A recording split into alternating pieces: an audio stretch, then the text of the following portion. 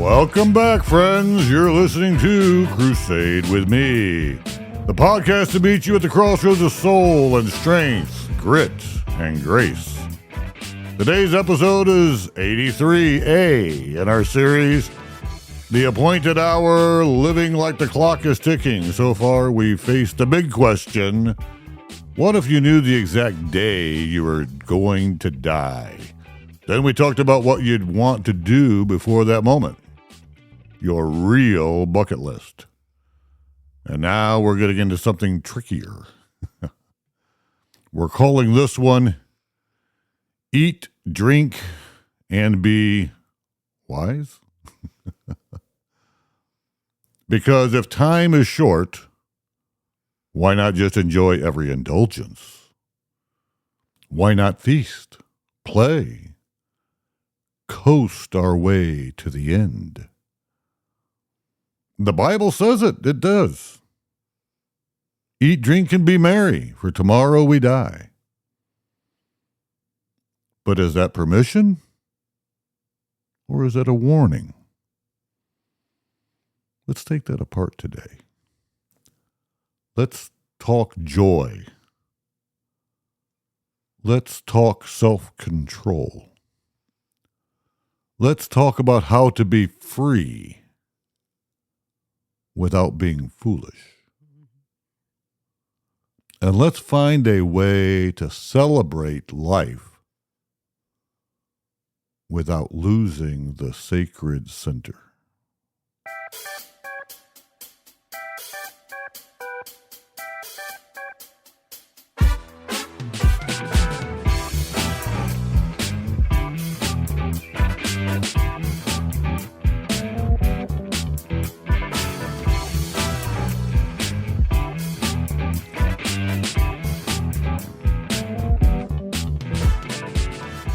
Hello, my queen bee. I love it. You said grit and grace. Grit and grace. Oh, I love that. Well, thank you. I really feel like that. And, and I want to be clear.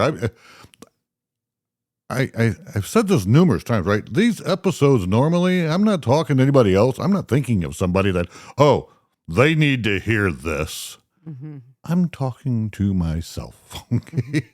But it's relatable to all. Well, I hope so. But that's my nature tells me. Well, this is in my mind. This is a little counterintuitive of what I truly think.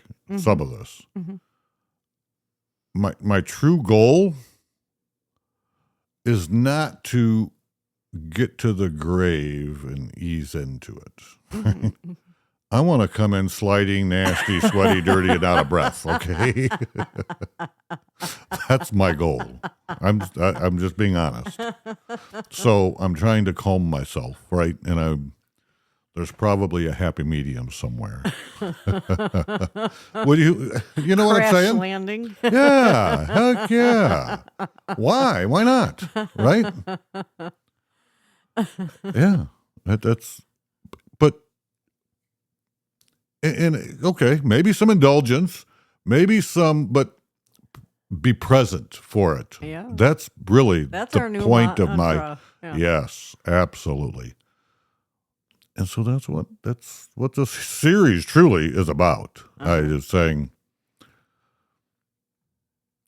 Paul wrote to finish the race. Well, I want to finish the race, and I want to finish the race well. I may not get the gold ribbon or the gold medal or the wreath or whatever they gave out that time. I don't think it was gold medals, but I think it was a wreath. Yeah. I'm going to finish it when the street sweepers are out. Yeah. So that's what I'm thinking about. And I'm really glad. I've liked the last two episodes. I think this is great things to think about, great conversations to have. Uh-huh. And it's really getting to be, it's about who are we really? Mm-hmm. That's like an unending freaking question. Mm-hmm. Because in the infamous words of Postradamus, I reserve the right to change my mind. All right. Polstradamus. Oh, that's a self-imposed name he's given Oh, himself. really? Oh, yeah. I call him Helicopter Hand, and he refers to himself as Polstradamus. But anyway. Mussolini. I call him Mussolini. If he's listening, he's learning a lot. Yeah, I hope how not. he's But talked anyway. about.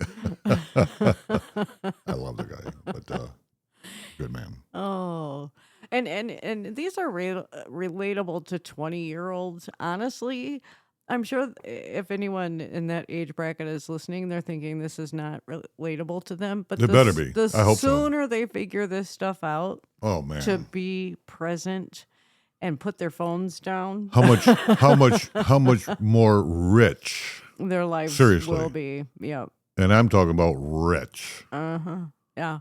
I mean, we made the comment yesterday about these handheld devices are lovely when you need information quickly, and so they're very beneficial. They are. But you cannot let them consume your life. No. And also don't let them dictate you as to what is real in the world.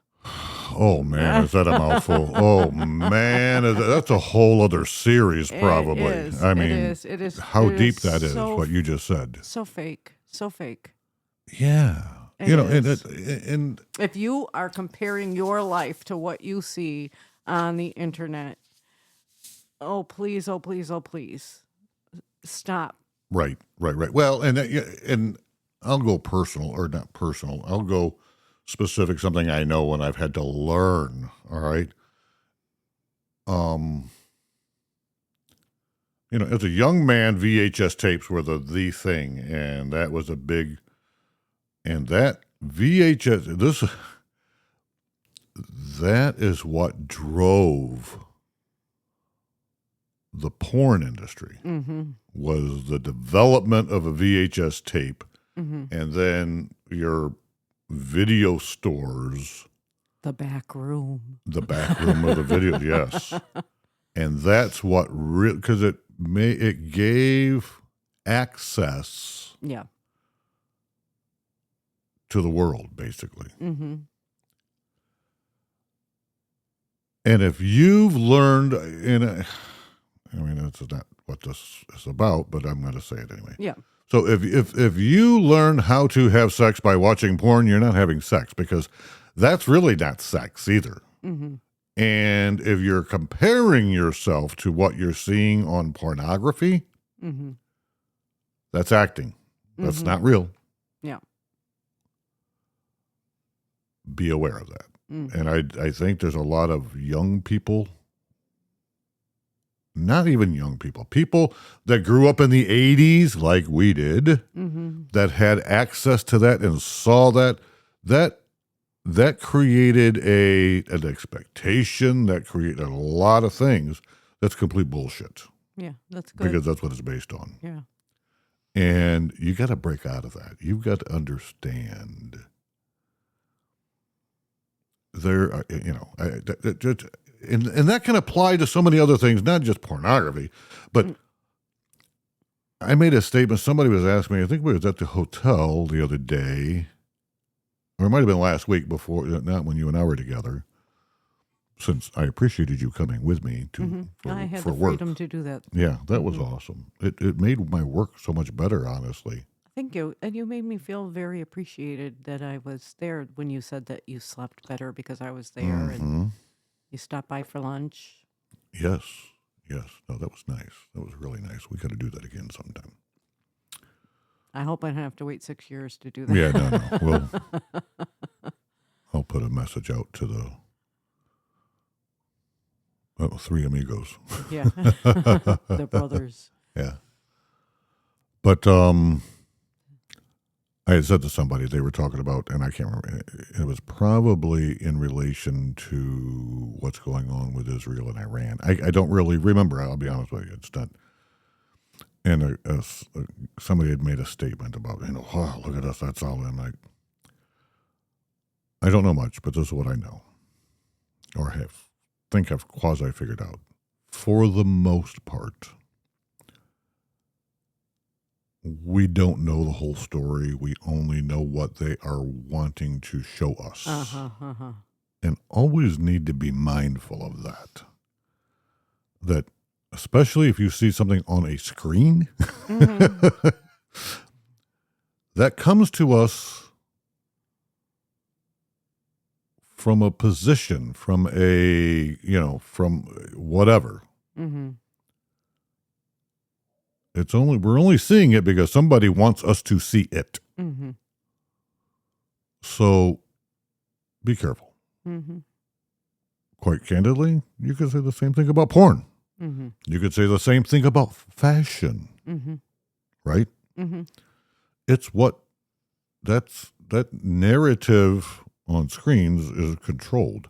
And I'm not going into the BS about, there's some one mastermind guy, the Wizard of Oz, right? There's not just one person behind the screen. But whoever does what, including this podcast, right? I have an agenda. I have a goal.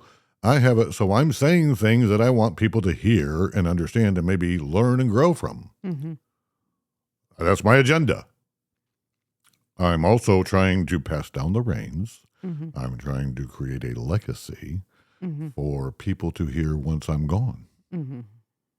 That's all. That's what this is about. So there even on this podcast, there is an agenda, so to speak. Right? Mm-hmm. But everything we take in is the same thing. You agree with that? Well, I mean, when you say we have an agenda, it's not a hidden agenda. It's a very I don't. it's a very Yeah, open agenda. I try to. Yeah. Right, and because I'm a pretty open guy. Right. Remember, it's only kinky the first time. Oh, But anyway. stop it.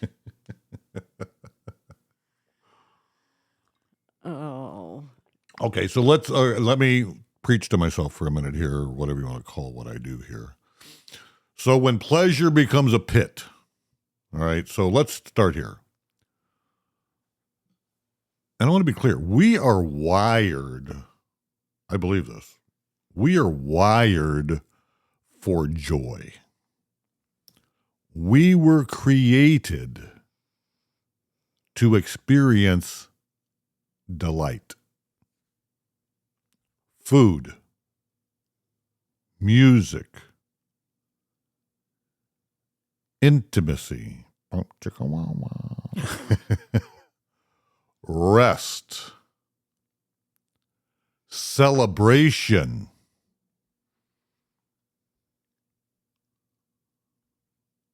But we've also got this tendency to slip from joy into numbing.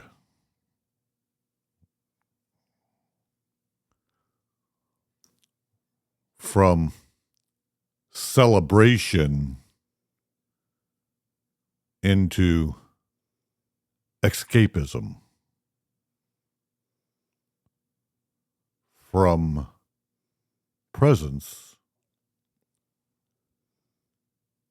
into indulgence.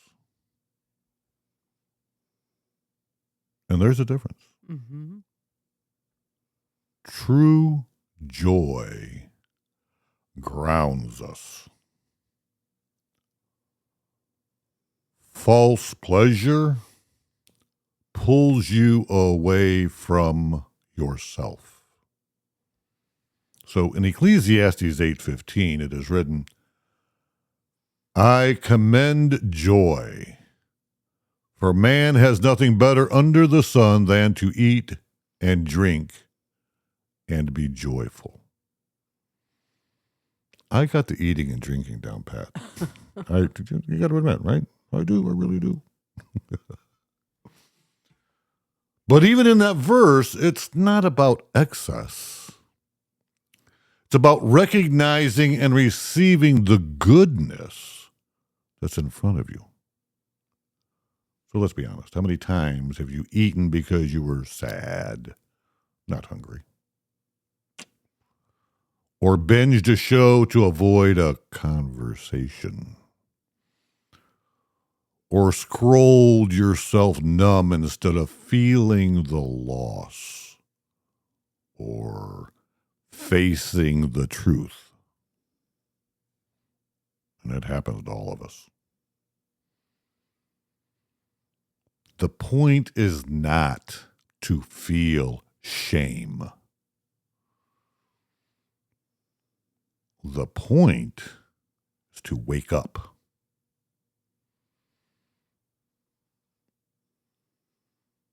You know, I've talked about many times about my dive into Taoism and so forth and so on, so we can drop a foundation that's been quietly humming under these whole series without that label. And the thinking, this beautiful idea of balance through awareness, not controlling life, not suppressing desire, but flowing with it. When we chase pleasure mindlessly, we become hollow. But when we experience pleasure mindfully, with presence, it becomes sacred.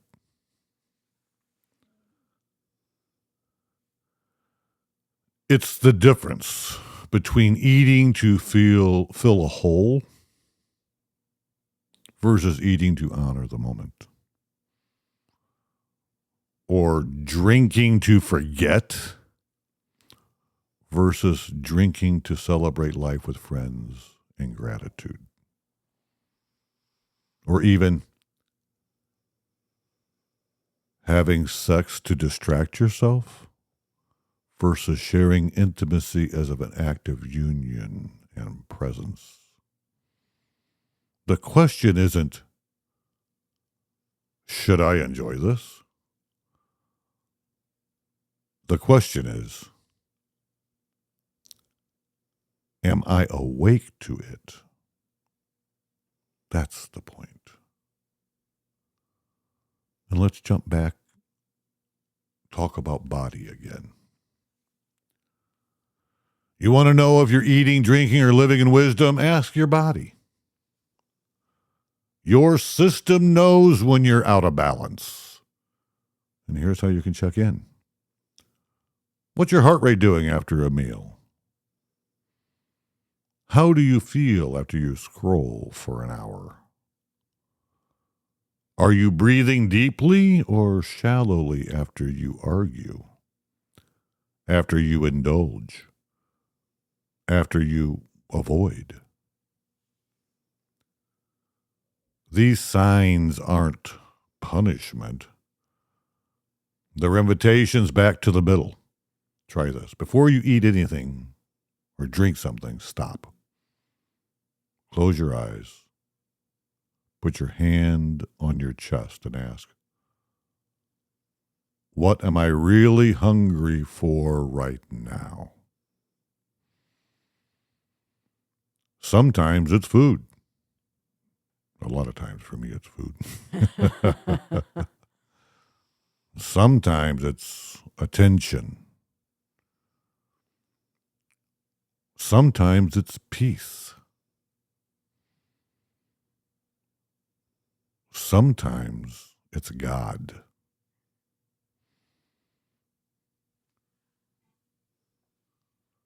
Now, let's not overcorrect, all right? I'm not saying deny yourself joy. That's absolutely not what I'm saying. I'm saying go deeper into it. You know that moment when you're eating a simple meal with someone you love and suddenly you realize, this is enough. Or when you hear a piece of music and it brings tears to your eyes. That's the kind of joy I'm talking about. Not escapism. Not numbness. But presence. And that's what the Bible points to when it says, in Psalm 34:8, it is written, taste and see that the Lord is good. Not stuff yourself with things, but slow down enough to actually taste life. That's what I'm talking about. We could have that false life or a real life. And now let's be brutally honest. Some of us are living a false life. It's busy, it's full, but it's empty. We're consuming constantly, but never satisfied. That's not life. That's just motion. The real life is rooted in rhythm. Like a good meal, not rushed. Like good sex, not rushed, not transactional. Like a good laugh, not forced. The real life is lived in full moments, not numbed hours. That's the difference between eat, drink, and be merry, and eat, drink, and be wise.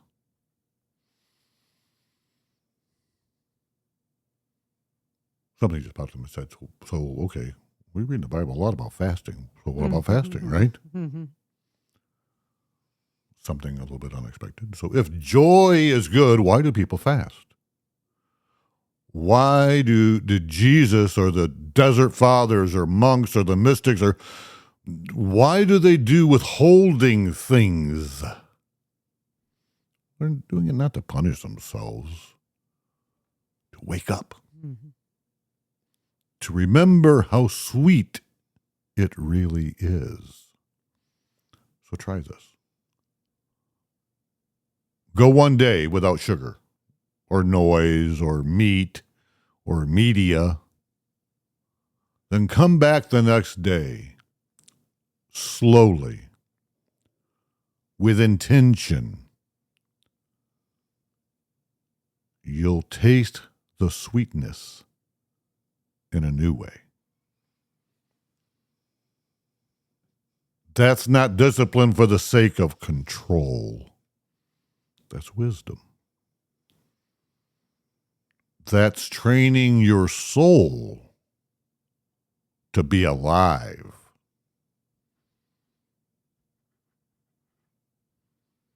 So let's flip it. So there's also a holy way to feast. Jesus didn't just fast, he ate. He drank wine, he showed up to weddings, he fed people, he broke bread with friends, and every time he blessed it. So here's your invitation. Whatever you eat or drink or do this week, do it with intention. Do it with blessing. Light a candle before a meal. Say a prayer of thanks before a date. Listen to the sound of laughter like it's the soundtrack of heaven. Make your joy a sacrament.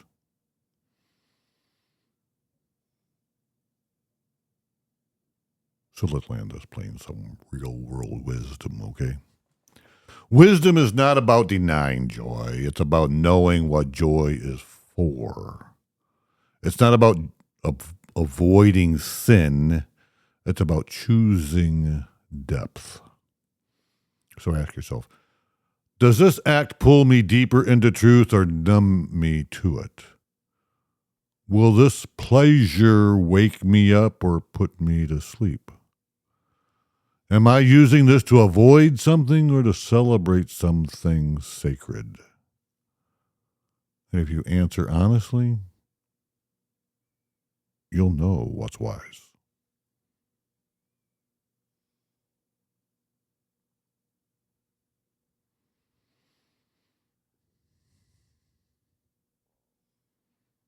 Here's a challenge. Practice mindful joy. Pick one thing this week to fully enjoy with your whole being. A meal, a moment of intimacy, a cup of coffee with Bailey's in it, a song, a conversation. No guilt, no rush, just presence. And before it begins, bless it. My queen, do you have any closing thoughts? I don't really have anything to add. I think it's a great conversation. Just that we are celebratory people when we eat, especially with the family. When we do go out and have a cocktail, yes, we always cheers. Yes, we do. We always have cheers. to. Yes. And even when the kids and the grandkids are around, the grandkids always say the prayer. They always like to pick which one's going to say the prayer, and they like to get in on the cheersing, the clinking. Yes. They clink clink. If they have a plastic cup, they go clink clink. That's right. And that's presence. It is. And it's kind of we can learn from them. Become a tradition. No matter where we are, we always seem to celebrate just being together. And even when it's just you and I, we always cheers. Even if I cheat and take a little sip first, but because sometimes for whatever reason, like just this last week, yours was taking longer than mine, or I know. Well, an old fashions always normally do. There's a little bit more. Yeah, but we also last weekend were out with our daughter and her family, and yeah. And again, we were there was a slow process coming from the bar area for those who had adult beverages and right. But anyways, yes, but we like celebrating meals, and there's always usually a prayer. There's a lot to be celebrated in our life. Yeah. So let's end with this. Let's see. The Bible speaks of a final feast, a wedding banquet. A table prepared by God. Which means joy is not just a tool, it's part of the destination. So here's your call. Don't fear joy, but don't waste it either. Eat with love. Drink with gratitude. Be merry with intention. And be wise with every breath.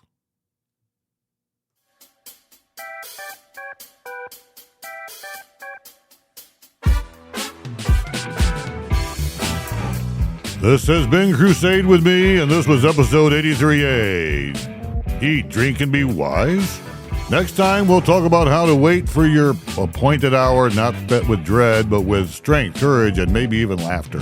Until then, live awake, celebrate slow, and keep crusading with me.